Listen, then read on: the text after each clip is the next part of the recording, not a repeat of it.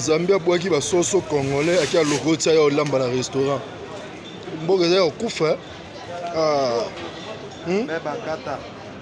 Zambia azwi ba soso boaki na restaurant congolais aki a lokoti alamba na restaurant. Bukari na nini na nkuku. Ka nkuku wa munene ya 500 francs. Ah, tala soso nyonso to ya kokufa. Soso nyonso to eza ya kokufa.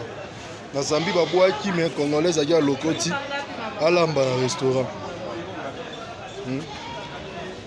Ezata ba 50 eza wa nyonso to ya kokufa. Mboka yo ke faux.